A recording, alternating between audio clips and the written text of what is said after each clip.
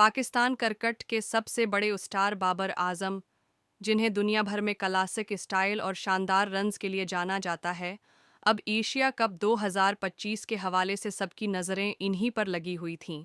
बाबर आजम के छक्कों और चौके दिखाएं। कुछ हफ्ते पहले खबरें गर्दिश कर रही थीं कि बाबर आजम की टीम में वापसी करीब है, ख़ास तौर पर फ़ख्र ज़मान की इंजरी के बाद।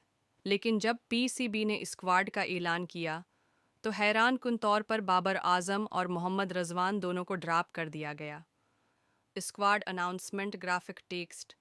हेड कोच माइक हीसन का कहना है कि टीम में वही प्लेयर्स शामिल हैं जिन्होंने हालिया उरसे में अच्छी कारकर्दगी दिखाई है, और बाबर को अपने स्ट्राइक रेट और स्पिन बॉलिंग के खिलाफ बैटिंग पर मजीद काम करना होगा। वसीम इकरम की फुटेज तस्वीर। उधर वसीम इकरम जैसे लेजेंड खिलाड़ी बाबर आजम की वापसी का मतालबा कर रहे हैं। उनका कहना है कि ऐसे बड़े टूर्नामेंट में एक सीनियर बैटर का होना ज़रूरी है। मोहम्मद हफीज़ की तस्वीर।